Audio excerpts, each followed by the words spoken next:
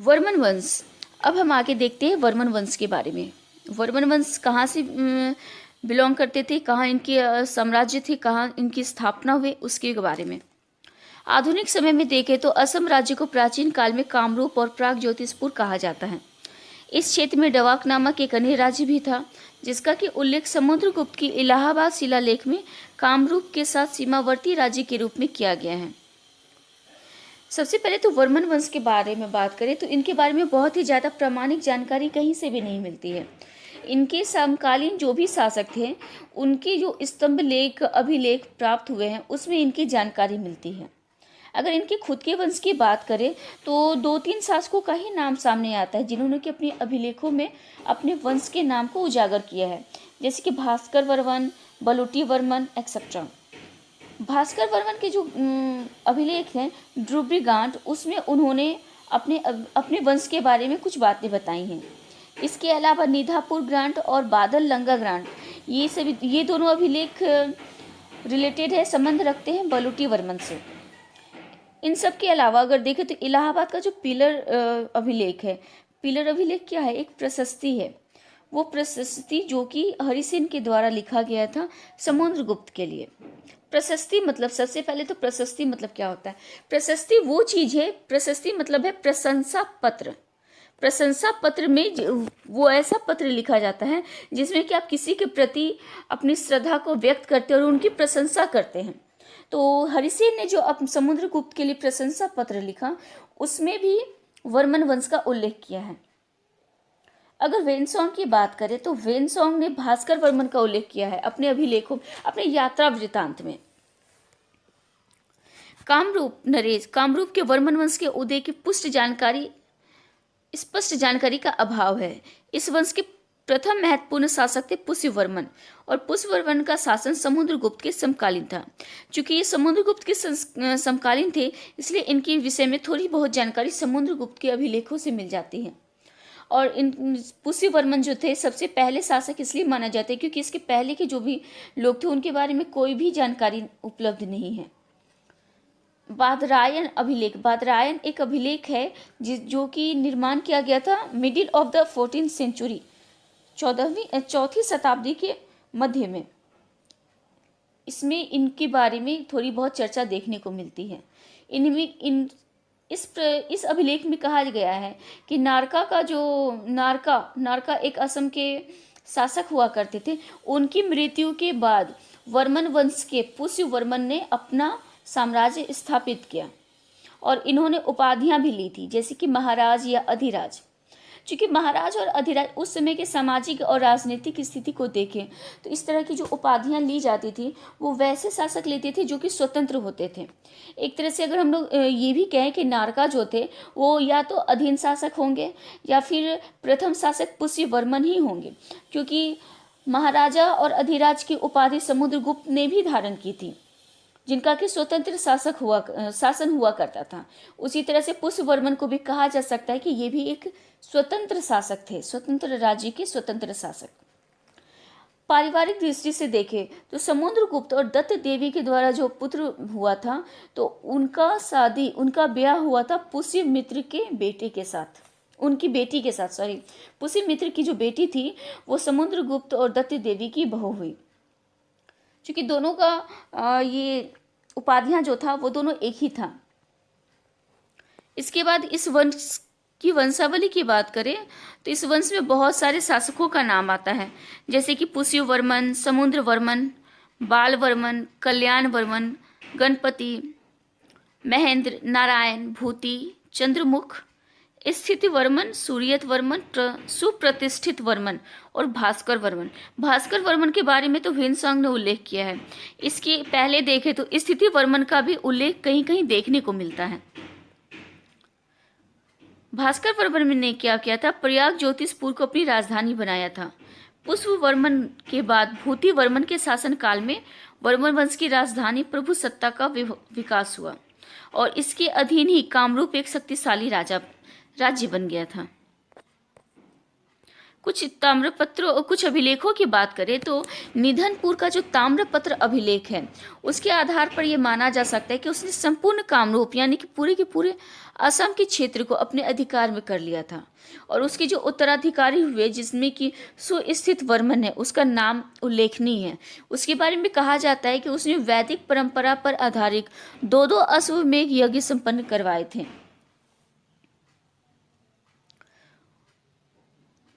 इस सब की जानकारी हमें नालंदा के मुद्रा लेख से भी मिल सकती है।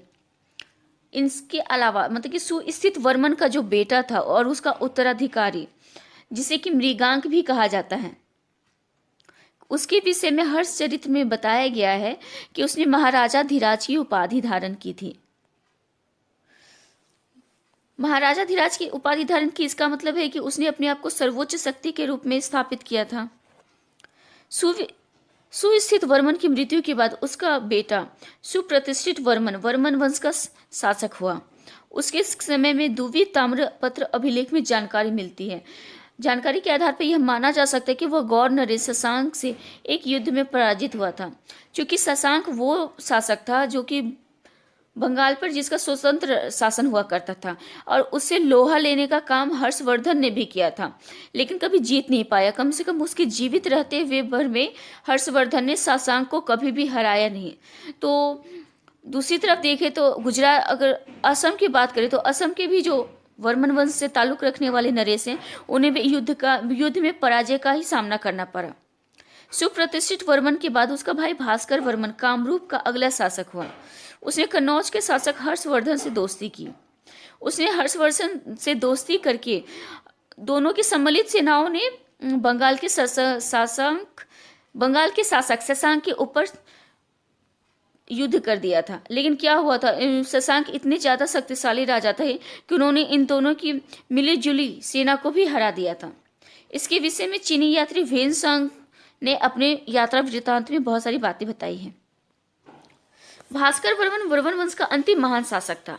भास्कर वर्मन हर्षवर्धन का समकालीन था और बाणभट्ट की जो रचना है हर्षचरित उसमें उसका उल्लेख किया गया है। बाणभट्ट जो थे वो हर्षवर्धन के राजकवि थे और उन्होंने हर्षचरित लिखी थी जिसमें कि हर्षवर्धन के बारे में बहुत सारी सिर्फ ज़्यादातर पॉजिटिव बातें ही लिखी गई है, इसलिए इसको बहुत ही ज़्यादा प्रामाणिक नहीं माना जाता है। लेकिन फिर भी इसमें भास्कर वर्मन के बारे में बहुत सारी बातें बताई गई है जिससे कि उस समय की स्थिति की जानकारी मिलती है। उसने समस्त कामरूप के साथ बंगाल के कुछ भाग पर अधिकार कर लिया और भास्कर वर्मन इस वंश का सबसे अंतिम शासक हुआ, जिसके के बाद इस वंश का पूरी तरह से अंत हो गया। अर्थ माना जाता है क्षत्रिय। वहीं इस वंश के शासकों ने अपने आप को चंद्रवंशी घोषित किया है। तो शाब्दिक अर्थ के रूप में देखें तो हमें यह बात जानने को मिलती है कि इस वंश के शासक क्षत्रिय चंद्रवंशी शासक हुआ करते थे। क्षत्रिय चंद्रवंशी शासक का एक और प्रमाण मिलता है युधिष्ठिर जो कि पांडव से संबंध रखते हैं, उनका एक नाम सोम देखने को मिलता है। और युधिष्ठिर किससे संबंध रखते थे? क्षत्रिय कुल से संबंध रखते थे। तो इस बात की प्रामाणिकता प्रमाणित हो जाती है कि सोम वंश के शासक क्षत्रिय कुल से संबंधित थे। क्योंकि आगे के जो अभिलेख मिले हैं, जो कथाएं प्रचलित हुई हैं, उसमें सोम वंश के शासकों ने अपने आप को पांडवों का उत्तराधिकारी माना है। पांडु वंश जो थे उन्होंने अपने आप को पांडवों का उत्तराधिकारी माना है। और पांडु वंश के ही एक शाखा है सोमवंश। सोमवंश को एक और नाम से जाना जाता है, उसे कहते हैं केसरी वंश। सोमवंश का जो शासन हुआ करता था वो उड़ीसा के कुछ हिस्सों पे हुआ करता था।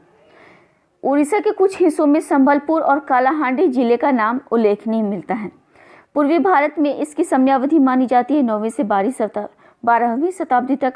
और उनकी राजधानी में ययाति नगर और अभिनव ययाति नगर की चर्चाएं देखने को मिलती है। सबसे पहले अगर सोमवंश की बात करें तो सोमवंश का जो इतिहास है उसे जानने के लिए बहुत सारे अभिलेख मिले हैं। हालांकि इसकी संख्या काफ़ी ज़्यादा नहीं है, लेकिन फिर भी जो अभिलेख मिलते हैं उनमें मेकल, कौशल और उत्कल क्षेत्र, इन क्षेत्रों से मिले हुए अभिलेखों को गिना जाता है, माना जाता है और इनकी जानकारी का महत्वपूर्ण स्रोत यही माने जाते हैं। इसके अलावा कुछ साहित्यिक लेख भी मिले हैं। इनके द्वारा जारी किए गए सिक्के, स्थापत्य संबंधी प्रमाण, ये सारी चीज़ें देखने को मिलती है, जिससे कि हमें इस वंश की थोड़ी बहुत जानकारी मिलती है। सबसे पहले तो इन्होंने अपनी राजधानी श्रीपुर में बनाई थी और बाद में बदलकर विनीतपुर कर दिया था। विनीतपुर वही विनीतपुर है जिसे कि बाद में ययाति नगर के नाम से जाना जाता है। इस वंश के जो शासक थे महाशिवगुप्त ययाति, इन्होंने क्या किया था कि विनीतपुर का नाम बदल करके ययाति नगर रख दिया था और उसे अपनी राजधानी बनाई थी। उत्पत्ति। अब हम देखते हैं कि सोमवंश की उत्पत्ति कैसे हुई। सोमवंश के संबंध में अगर बात करें तो इसके बारे में बताया जाता है कि दक्षिणा कौशल के पांडुवा मिस से इनकी उत्पत्ति हो सकती है, जिनका कि दक्षिण कौशल में 8वीं शताब्दी के आसपास में शासन हुआ करता था, जो कि उस समय पतन के कगार पर था। इन दोनों का संबंध, पांडुवा मिस और सोमवंश, इन दोनों का संबंध दोनों को जोड़ करके देखा जाता है। वो इसलिए देखा जाता है क्योंकि ये दोनों ही जो शासक थे, उन्होंने क्या बताया है, उन्होंने अपने आप को चंद्रवंशीय होने का दावा किया है। प्रारंभ काल में क्या हुआ था, पांडुवंशी राजा जो थे, पांडुवासी राजा ने सोमवंश के विपरीत पौराणिक पांडवों से अपने आप को जोड़कर बताया था। लेकिन बाद के राजाओं में, बाद के जो पांडुवंशी राजा हुए, उन्होंने ऐसा नहीं किया। बाद के पांडुवंशी राजा ने सोमवंश ने गुप्त साम्राज्य, गुप्त काल जब समाप्त होने वाला था, उनके नामों को अपनाया। तो इससे उनके धार्मिक स्थिति के बारे में पता चलता है। पांडुवंशी राजा तिवारा देव और बालार्जुन ने क्रमशः महाशिवा और महाशिवगुप्ता का खिताब रखा था। एक अन्य सोमवंशी राजा ने कहा था, अपने आप को कहा था महाशिवगुप्ता। इस तरह से 3 नाम सामने आ रहे हैं, महाशिवा, महाशिवगुप्ता और महाशिवगुप्ता। पांडुवंशी ताम्रपत्र की बात करें तो उसमें बॉक्स हेड में जो अक्षर उपयुक्त उत्कीर्ण किए गए हैं, तो वे नागरी लिपि से माने जाते हैं। उनमें जो भी अभिलेख बनाए गए हैं, उनमें नागरी लिपि का प्रयोग किया गया है। जो सोमवंशी शिलालेखों की भी लिपि, यानी कि सोमवंश के जो शिलालेख है, इनमें भी नागरी लिपि का ही प्रयोग किया गया है। पश्चिमी ओडिशा की बात करें तो उस समय प्रारंभिक सोमवंशी राजाओं का शासन हुआ करता था, जो एक बार दक्षिण कौशल के पूर्वी भाग का गठन किया था। और जल्द ही सोमवंशी राजा महाशिवगुप्त प्रथम, जिन्हें कि हम जन्मेजय के नाम से भी जानते हैं, उनके 14 शिलालेख मिलते हैं और उन्हें कौशलेंद्र के रूप में वर्णित किया गया है। कौशलेंद्र का मतलब होता है कौशल देश का स्वामी। कई सोमवंशी शिलालेख में कौशल के लोगों को अनुदान देते हैं और कौशल में स्थित गांवों को अनुदान, कौशला विशिष्ट अधिकारियों की नियुक्ति और इनकी समानताओं का संकेत, इन सब की जानकारी हमें इनके अभिलेखों से देखने को मिलती है। लेकिन इसके एक सिद्धांत है, उसमें बताया गया है कि पांडुवंशी को कलचुरियों द्वारा कौशल से बाहर निकाल दिया गया था। यानी कि पांडुवंशी वंश का जब शासन हुआ करता था तो कलचुरियों का इस पर आक्रमण हुआ था, जिसने कि क्या किया था, पांडु वंश के शासकों को उसके ही राज्य से खदेड़ दिया था। और उसके बाद उन्होंने महानदी के तट पर विनीतापुरा में अपनी राजधानी स्थापित करके अपने अस्तित्व को खत्म होने से बचा लिया था। यानी कि उनका पूरी तरह से नाश नहीं किया गया, उन्होंने फिर से अपने आप को स्थापित कर लिया एक छोटे से देश में। और वे शासक जिनका कि क्षेत्र विनीतपुरा के आसपास का था, उन्हें प्रारंभिक सोमवंशी कहा गया। यानी कि एक तरह से देखें तो यहाँ बताया जा रहा है कि पांडव वंश जो थे, पांडव वंश के शासक जब कलचुरियों के द्वारा हार गए तो उनकी एक शाखा ने क्या किया, अपने आप को विलुप्त नहीं होने दिया, किसी दूसरी जगह पे पलायन कर गए और वहाँ पर विनीत नगर को अपनी राजधानी बनाकर छोटे से राज्य की स्थापना की। और ये जो नया राज्य स्थापित हुआ, इसे ही हम सोमवंश के नाम से जानते हैं। अब आते हैं, इनमें देखते हैं सोमवंशी वंश के शासक, इनमें कौन कौन से शासक हुए जिनका कि महत्वपूर्ण स्थान है।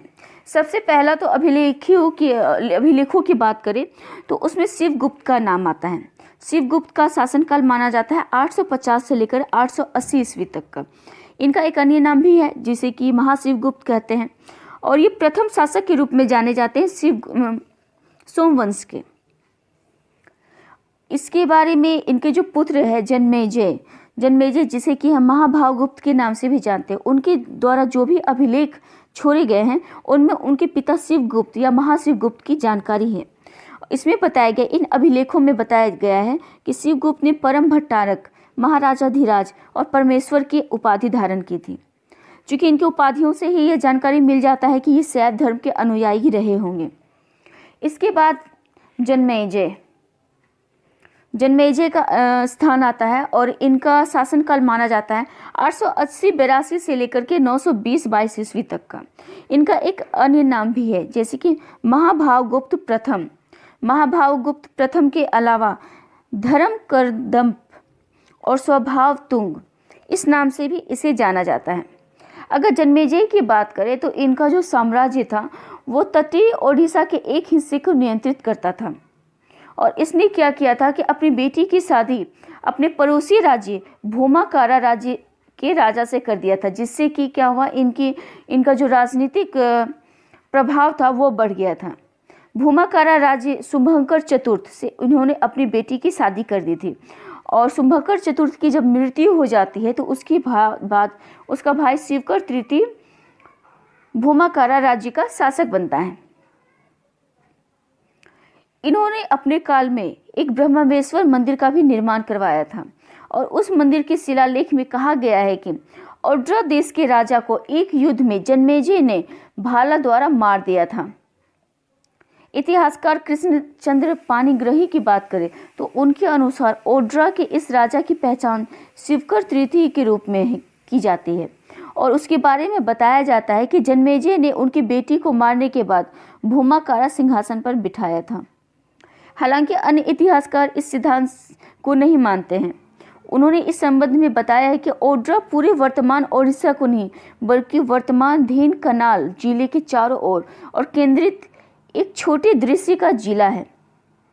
यानी कि ओड्रा की जिस राजा की बात हो रही है तो ओड्रा के वो राजा पूरे उड़ीसा के शासक नहीं हैं, उनका एक छोटा सा क्षेत्र है, एक जिले पे उनका शासन हुआ करता था।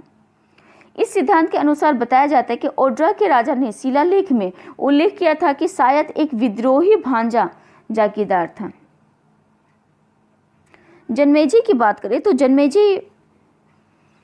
जन्मेजय के समय में 13 ताम्रपत्रों का उल्लेख मिलता है। उसमें से जो सबसे पहला ताम्रपत्र है उसमें बात किया जाता है कि दक्षिण कौशल की जो राजनीतिक अवस्था थी, राजनीतिक, सामाजिक और सांस्कृतिक अवस्था, इन सब की जानकारी हमें प्रथम ताम्रपत्र से मिलती, यानी कि ययाति प्रथम या फिर जन्मेजय महाभावगुप्त प्रथम के द्वारा निर्माण किया गया प्रथम ताम्रपत्र में इन्होंने अपने समय की तत्कालीन जानकारी का भलीभांति उल्लेख किया है।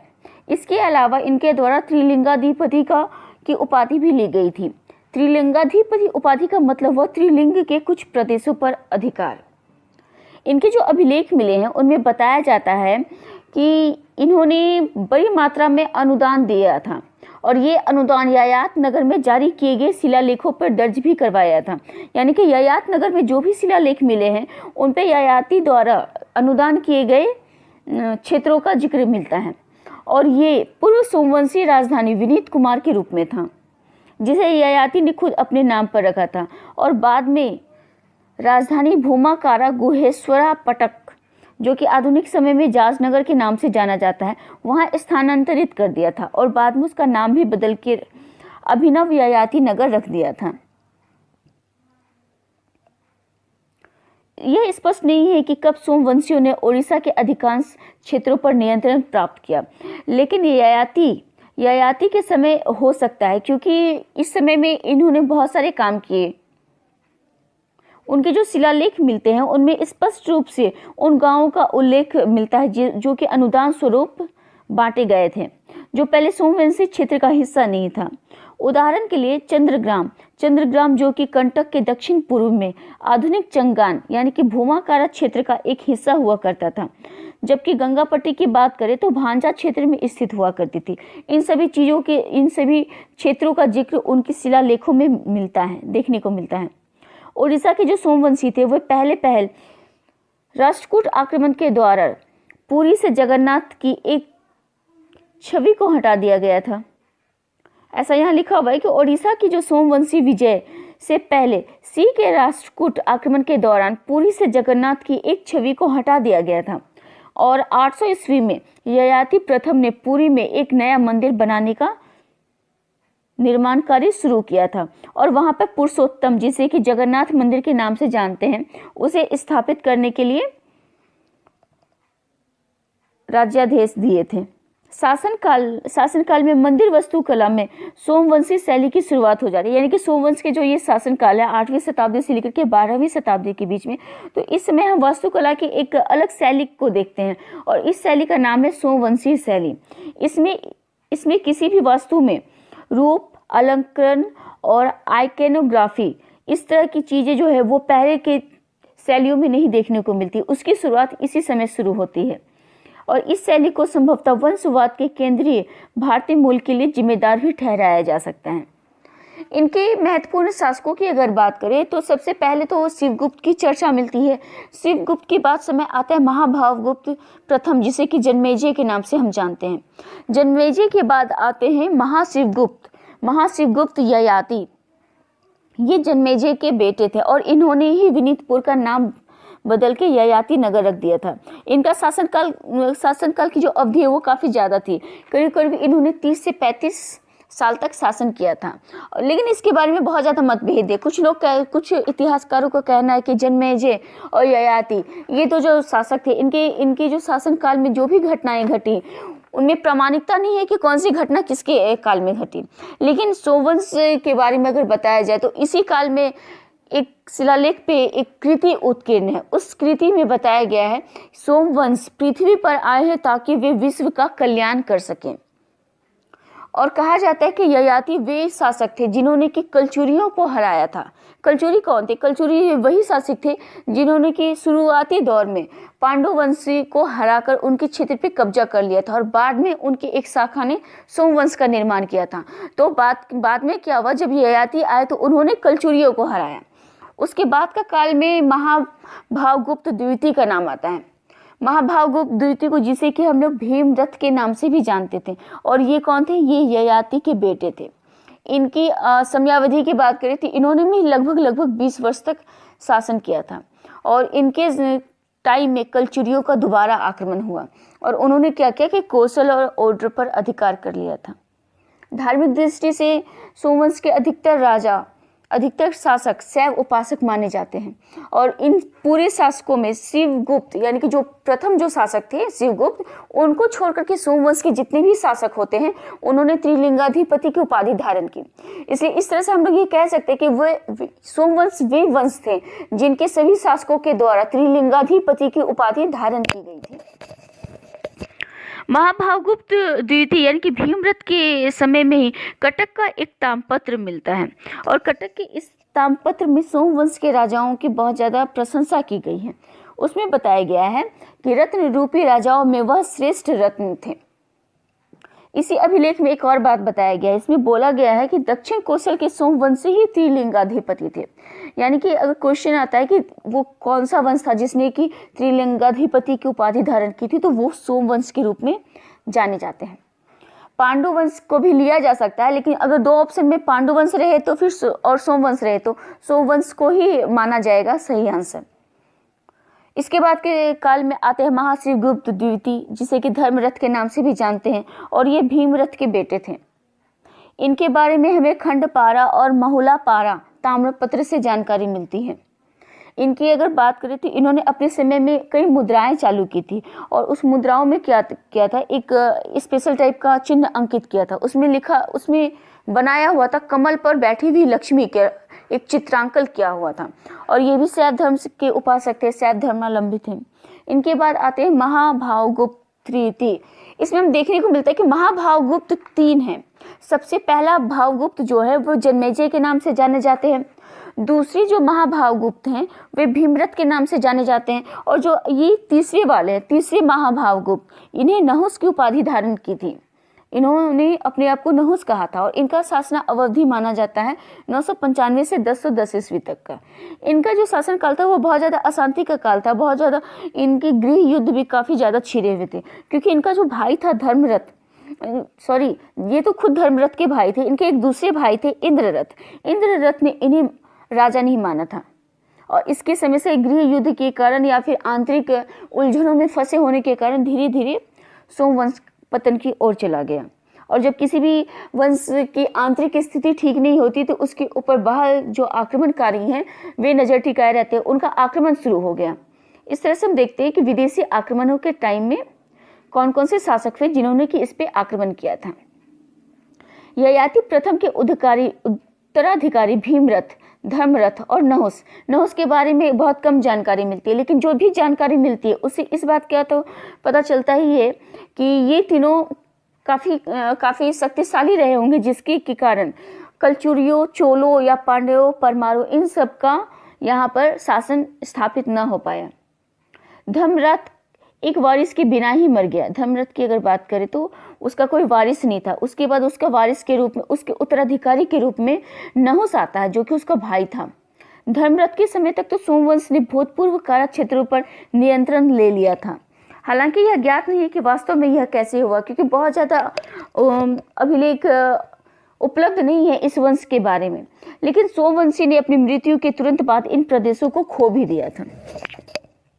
इस अवधि की अगर बात करें तो इस अवधि के दौरान सोमवंश के जो राज्य थे उनके ऊपर कई विदेशी आक्रमण हुए थे, और उसमें सबसे ज़्यादा उल्लेखनीय आक्रमण उनकी राजधानी ययात नगर पर 1021 ईस्वी में चोल आक्रमण का माना जाता है।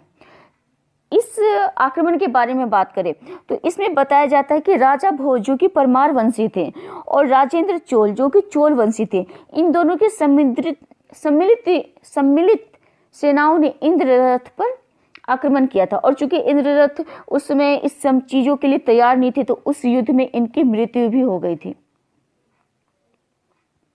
पुनः प्रवर्तन। अब हम देखते हैं कि इनका प्रवर्तन कैसे हुआ। नहुस के जो उत्तराधिकारी हुए वो उनके छोटे चचेरे भाई ययाति द्वितीय एक के चंदी हारा था, जो विचित्र वीर्य और अभिमन्यु के माध्यम से जन्मेजय प्रथम का वंशज माना जाता था। ब्रह्मवेश्वर मंदिर की बात करें तो इसमें जो भी शिलालेख है उसके बारे में उसमें यह उल्लेख किया गया है कि ययाति द्वितीय के जो मंत्री थे, मंत्रियों द्वारा राजा के रूप में वे नियुक्त किए गए थे और उन्होंने अपने आदेश को अपने राज्य में बहाल किया था। उन्होंने कोसला और उत्कल पर सोमवंशी नियंत्रण को फिर से स्थापित किया, यानी कि कोसला और उत्कल जो कि पहले के समय में अन्य आक्रमणकारियों के द्वारा हथिया लिया गया होगा, अपने राज्य को फिर से अपने कब्जे में ले लिया। उसने क्या किया, अपने प्रतिद्वंदी शासकों को हरा दिया। उनके एक शिलालेख मिलते हैं जो कि कलिंग और कौशल उत्कल के स्वामी के रूप में उनका वर्णन करते हैं, और इसमें बताया जाता है कि उन्हें गुर्जर और लता जैसे दूर के क्षेत्रों पर विजय प्राप्त करने का श्रेय है। लेकिन ये दोनों दावे बहुत पूरी तरीके से सच नहीं माना जा सकता, क्योंकि इनके लिए काफ़ी ज़्यादा साहित्यिक और अभिलेखीय प्रमाण नहीं है। ऐतिहासिक साक्ष्यों के द्वारा इसकी पुष्टि भी नहीं की जाती है। ययाति द्वितीय की बात करें तो उनका जो बेटा था उदितोत केसरी ने अपने आप को उत्तराधिकारी के रूप में स्थापित किया, और ये जब शासक बने तो इनका शासनकाल अपने पिता के अपेक्षाकृत थोड़ा सा शांतिपूर्ण माना जाता है। इन्होंने ब्राह्मणवाद का कारण बना और कई मंदिरों और टैंकों को बहाल किया। ये ब्राह्मण वंश के को मानने वाले थे, मतानुयायी थे, और उनके शासनकाल के 18वें वर्ष के दौरान उनकी जो माँ थी कोलावती देवी, उन्होंने आधुनिक भुवनेश्वर में ब्रह्मवेश्वर मंदिर को समर्पित किया था, यानी कि उसका निर्माण करवाया था। इसके अलावा लिंगराज मंदिर का निर्माण संभवतः उन्हीं के शासनकाल के बाद के भाग के दौरान शुरू हो गया था और उनके उत्तराधिकारी जन्मेजय द्वितीय के शासनकाल के दौरान पूरा हुआ। उदयकोट केसरी ने उदयगिरी के जैनों को भी संरक्षण प्रदान किया था। इसके बाद आते हैं धर्म। सोमवंश के धर्म के बारे में चर्चा करते हैं। सोमवंश के राजा सैव थे, जैसा कि उनके शिलालेखों और उपाधियों से पता चलता है कि सोमवंश के जो शासक थे वो पशुपति और शैव धर्म के मट्टमायरा विद्यालय अपने समय के दौरान लोकप्रिय रहे। इन्होंने इन चीज़ों को ज़्यादा प्रश्रय दिया था। बौद्ध धर्म से ब्राह्मणवाद के रूप में क्रमिक रूप से पूर्ववर्ती भूमा कारा काल के दौरान ही शुरू हो गया था, और यह जो विकास था वो सोमवंश के आने के दौरान तेज हो गया था। यानी कि इसके जो पूर्वज थे वे क्या थे, वो बौद्ध धर्म को मानने वाले थे, लेकिन सोमवंश का जब शासन आया तो इन्होंने क्या किया कि अपने आप को ब्राह्मण वंश के प्रति समर्पित कर दिया। और उड़ीसा की जो पारंपरिक हाथों में सोमवंशी को हिंदू धर्म के प्रचार प्रसार के लिए महान योगदान दाता के रूप में माना जाता है। सोमवंशी राजा पारंपरिक हाथों के अनुसार महान मंदिर निर्माता के रूप में भी जाने जाते हैं, लेकिन इस विश्वास की पुष्टि करने के प्रमाण बहुत कम हैं। कि चूंकि सोमवंश के अभिलेख ही बहुत कम है, इसलिए इनकी हर चीज़ों के बारे में प्रामाणिकता नहीं है। इनका शासन काल क्या है, इनके शासक वर्ग में जो जो शासक आए उनके द्वारा किए गए कार्यों, इन सारी चीज़ों की भलीभूति जो जानकारी प्राप्त होती है वो नहीं मिल पाती है। हर जगह मतभेद उत्पन्न है, अनेक इतिहासकारों द्वारा मतभेद बताया जाता रहा है। भुवनेश्वर के मंदिरों की बात करें तो इन्होंने पौराणिक क्रॉनिकल मंडाली पंजी ने ययाति केसरी को श्रेय दिया है। लगता है कि पाठ ने सोमवंशी शासकों ययाति और ययाति केसरी में मिला दिया है। मुक्तेश्वर मंदिर और राजरानी मंदिर, इसके साथ साथ और कई मंदिर की जो तिथि है वो सोमवंश की तिथि से मैच करती है। ब्रह्मेश्वर मंदिर एक ऐसा मंदिर है जो अपने शिलालेखों को स्पष्ट रूप से सोमवंश के निर्माण के लिए जिम्मेदार ठहराता है। सोमवंश ब्रह्मेश्वर मंदिर के जो शिलालेख है उसमें सोमवंश को उस मंदिर के निर्माता के रूप में बताया जाता है। एक कथा प्रचलित है, उस कथा के अनुसार बताया जाता है कि ययाति केसरी ने कान्याकुब्ज से 10,000 ब्राह्मणों को एक अश्वमेध समारोह के लिए अपने राज्य में लाया था, यानी कि इन्होंने अपने शासनकाल में अश्वमेध यज्ञ का आयोजन भी किया था। अब बात करते हैं इनके शिलालेखों के बारे में।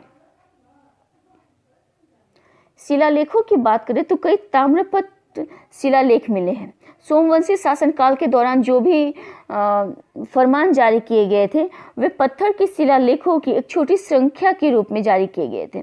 इन्होंने बहुत ज़्यादा फरमान जारी नहीं किया था, क्योंकि शिलालेख वैसी कृति होती हैं जो कि समय के साथ नष्ट नहीं होती हैं, और इनकी जो अभी संख्या मिली है वो बहुत कम मिली है। अभी के समय में ओडिशा में ताम्र की प्लेट के शिलालेख में से एक जवारी वीएस और पांडुआ के समान है। प्रत्येक शिलालेख 3 तांबे प्लेटों का एक सेट है। गोविंदपुर शिलालेख जारी करने वाले रणकेसरीन भले ही केसरी थे, केसरी मतलब सोमवंश के थे, लेकिन इसकी पुष्टि किसी भी तरीके से प्रमाणित नहीं की जा सकती है। सोमवंश के शासनकाल की बात करें तो वीरना केसरी के लिंगराज मंदिर का शिलालेख गलत तरीके से अंकित किया गया है। इसमें जारीकर्ता का जो नाम है वे वीरवर केसरी के रूप में गलत लिखा गया है, और यह बताया गया है कि वह केसरी सोमवंश का था। हालांकि वीर नार केसरी वास्तव में गंगा राजा नरसिम्हा है। अब पतन, सोमवंश का पतन किस तरह से हुआ। उदितो कोटेश्वरी के बाद सोमवंशी राजा में धीरे धीरे गिरावट आ गई, उनकी स्थिति गिर गई, पतन की ओर चली गई, और इस राजवंश ने उत्तर पश्चिम में नागांव और दक्षिण में गंगा से अपने प्रदेश खो दिए। इसके जो अंतिम शासक थे वे थे कर्णदेव। कर्णदेव का जो राज्य था वो बालासोर और पुरी के जिले के बीच का तटीय मार्ग तक सीमित हो गया था, और करीब करीब 1114 ईस्वी तक सोमवंश राजा गंगा राज अनंत वर्मा चोट गंगा के पास। का हमारा टॉपिक है वल्लभी के मैत्रक वंश। आज हम देखेंगे कि गुजरात के जो एक छोटे से क्षेत्र है वल्लभी, वहाँ पर मैत्रक वंश की स्थापना किसने की, किस समय हुआ, और इस वंश में कौन कौन से महत्वपूर्ण शासक आए जिन्होंने कि इतिहास में अपना नाम दर्ज करवाया है। सबसे पहले अगर इसके शासनकाल की बात करें तो ये इनका शासनकाल गुप्तों के बाद के शासनकाल के समय का है। 550 ईस्वी मतलब कि 6ठी शताब्दी ईस्वी के मध्य, जब शक्तिशाली गुप्त साम्राज्य पूरी तरह से पतन की ओर अग्रसर हो गया था, छिन्न भिन्न हो गया था, तो उसी समय वल्लभी पे मैत्रक वंश की नींव डाली गई थी, और यह नींव डाली थी गुप्तों के अंतर्गत काम करने वाले उनके सेनापतियों ने। गुप्त वंश की बात करें तो गुप्त साम्राज्य के पतन ने एक बार फिर से भारतीय राजनीति में विकेंद्रीकरण और विभाजन की प्रवृत्तियों को प्रोत्साहित किया। हम सभी जानते हैं कि गुप्त वंश वे वंश थे जिन्होंने कि पूरे भारत को एकीकृत करके एक ही प्रशासन के अंतर्गत सुदृढ़ शासन व्यवस्था कायम करके रखा था। लेकिन जब उनका पतन शुरू हुआ, धीरे धीरे उनके साम्राज्य जो है छिन्न भिन्न होने लगी, तब क्या हुआ, छोटे छोटे साम्राज्यों, छोटे छोटे वंशों का उद्भव हुआ, और उसी वंशों में वल्लभी का नाम भी आता है। अनेक स्थानीय सामंतों और शासकों ने अपनी स्वतंत्रता घोषित कर दी और सत्ता के दौर में तेजी से आगे बढ़े।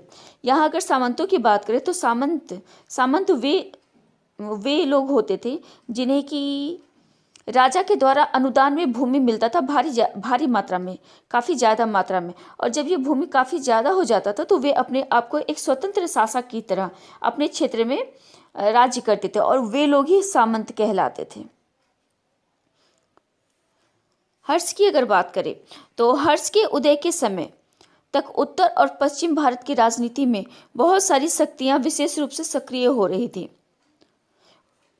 जैसे कि वल्लभी में मैत्रक, पंजाब में हून, मालवा का यशोधर्मन, मगध और मालवा का उत्तर गुप्त, कन्नौज के मौखरी और वल्लभी के मैत्रक वंश। इसमें वल्लभी की जो मैत्रक वंश है उसकी स्थापना भट्टारक नाम के एक सेनापति के द्वारा की गई थी, जो कि गुप्त के समय में एक सैनिक पदाधिकारी हुआ करता था।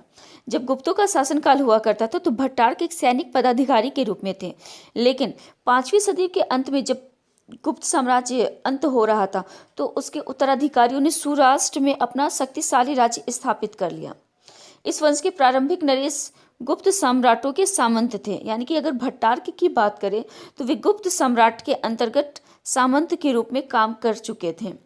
उन्होंने भारत में आकर ब्राह्मण और बौद्ध धर्मों को अपना लिया था। गुप्त वंश का जो शासनकाल माना जाता है वो हिंदू धर्म के उत्कर्ष का काल माना जाता है। और इसी समय अगर गुप्तों के शासन के समय काल में अगर कोई भी बाहर से कोई भी सामंत या सेनापति आते हैं तो उन पर निश्चित रूप से ब्राह्मण धर्म या हिंदू धर्म का प्रभाव देखने को मिलता है। लेकिन जब गुप्त वंश का पतन हुआ तो बौद्ध धर्म का उत्कर्ष शुरू हुआ, तो ये दोनों के बीच में एक लिंक का काम कर रहा है। मैत्रक वंश के कौन कौन से शासक वे देखते हैं। सबसे पहले तो भट्टारक जो कि एक सैनिक पदाधिकारी के रूप में काम करता था, और दूसरे भट्टारक के बेटे धरसेन। भट्टारक की बात करें तो भट्टारक सेनापति के साथ साथ वो व्यक्ति था जिसने कि स्वतंत्र शासक के रूप में 470 ईस्वी में वल्लभी पे शासन किया था। वल्लभी पर्णदत्त का बेटा, जिसे कि चक्रपाणि के नाम से जानते हैं, चक्रपाणि का बेटा था भट्टारक। यानी कि अगर देखें तो पर्णभट्ट, चक्रपाणि और भट्टारक ये तीनों कौन थे? ये तीनों गुप्त राज्य में काम करने वाले सामंत थे या फिर सेनापति थे। इन्होंने जब शासन व्यवस्था कायम की तो भी अपने आप को सेनापति ही कहते रहे। इतिहास में धरसेन के उत्तराधिकारी को महाराजा अथवा महासामंत कहा गया है। गुजरात की अगर बात करें तो गुजरात के जो प्रथम मैत्रक वंश के संस्थापक थे, जिसे कि भट्टारक के नाम से जानते हैं, वे गुजरात का महान पुरुष या फिर इतिहास पुरुष के नाम से भी जाने जाते हैं और वे शैव धर्म से बिलोंग करते थे। ध्रुवसेन की द्वितीय के बाद उसका बेटा धरसेन चतुर्थ आता है और इसका समय काल माना जाता है 646 से 650 ईस्वी तक के बीच का। मैत्रक वंश का वह सबसे पहला ऐसा राजा था जिसने की बहुत सारी उपाधियां ली थी, जैसे कि परम भट्टारक, महाराजा धीराज, परमेश्वर, चक्रवर्णित। इस तरह की सार्वभौमिक उपाधियां जो है उसने धारण की थी। उसने गुर्जर प्रदेश भरौज पर भी अधिकार कर लिया था। मैत्रक वंश के बारे में बात करें तो मैत्रक वंश का सबसे अंतिम राजा शिलादित्य सप्तम को माना जाता है। इसके बारे में भी एक कहानी है। शिलादित्य सप्तम जो थे उनकी एक बेटी थी। उनके शासनकाल में अरब से बहुत सारे व्यापारी आते थे व्यापार करने के ख्याल से। तो शिलादित्य की बेटी और एक अरब व्यापारी काकुवानिया की बेटी, उन दोनों का मिलाप हुआ। काकुवानिया चूंकि एक व्यापारी थे, उनके पास हर तरह के हीरे मोती जेवरात से जुड़े हुए वस्तुएं हुआ करती थी।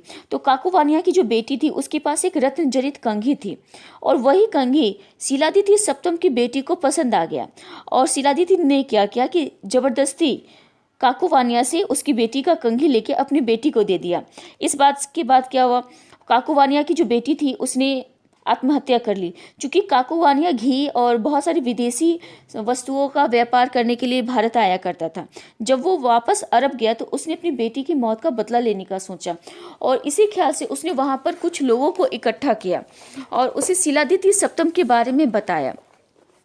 काकुवानिया ने क्या किया कि हकीम हिसाद, जिसका कि सेनापति था उमर बिन जमाल, इन दोनों को लेकर आया भारत और शिलादित्य के साथ वॉर किया। चूँकि इनके बीच 2 बार युद्ध होता है। पहला जो युद्ध होता है उसमें शिलादित्य सप्तम की विजय हो जाती है, लेकिन बाद का जो दूसरा युद्ध होता है उसमें शिलादित्य की मृत्यु हो जाती है, उसका पतन हो जाता है।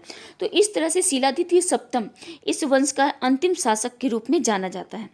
अब देखते हैं कि मैत्रक वंश में कौन कौन से धर्मों का आवागमन हुआ। मैत्रक वंश की बात करें तो इसके जो नरेश थे वे बौद्ध धर्म में आस्था रखते थे और उन्होंने बहुत सारे बौद्ध विहारों को दान भी दिया था। उसके शासनकाल में वल्लभी में एक शिक्षा का केंद्र बनाया गया था, जहाँ की जिस तरह से कि नालंदा पूर्वी भारत में नालंदा विश्वविद्यालय विख्यात है, उसी तरह से पश्चिमी भारत में वल्लभी शिक्षा का एक मुख्य केंद्र के रूप में विख्यात हुआ था। 7वीं शताब्दी में जब चीनी यात्री इत्सिंग ने इस शिक्षा केंद्र को घूमा, वहाँ पे गया तो उसकी बहुत ज़्यादा प्रशंसा की। उसने इस शिक्षा केंद्र के बारे में बताया कि यहाँ 100 विहार थे जिसमें कि 6000 भिक्षुक रखते थे। देश के विभिन्न भागों से विद्यार्थी यहाँ शिक्षा ग्रहण करने के लिए आया करते थे। यहाँ हर तरह के विषयों पे शिक्षा दी जाती थी, जैसे कि न्याय, विधि, अर्थशास्त्र, साहित्य, धर्म, इस तरह के विषयों की शिक्षा दी जाती थी। 7वीं शताब्दी की बात करें तो यहाँ के प्रमुख आचार्यों में गुणमती और स्थिरमती आते हैं। गुणमती और स्थिरमती बौद्ध धर्म के बहुत ही जाने माने विद्वान के रूप में विख्यात हैं। यहाँ पर्याप्त बौद्धिक स्वतंत्रता एवं धार्मिक सहिष्णुता थी। यहाँ के शिक्षार्थी ऊंचे ऊंचे प्रशासनिक पदों पर नियुक्त किए जाते थे। और जब इस विश्वविद्यालय का विनाश वल्लभी राज के साथ ही अरब आक्रमणकारियों द्वारा कर दिया गया, क्योंकि अरब आक्रमणकारी ही आए थे जिन्होंने कि शिलादित्य के साथ युद्ध किया और उसका पतन कर दिया, तो उन्होंने इस विश्वविद्यालय का भी नाश कर दिया था।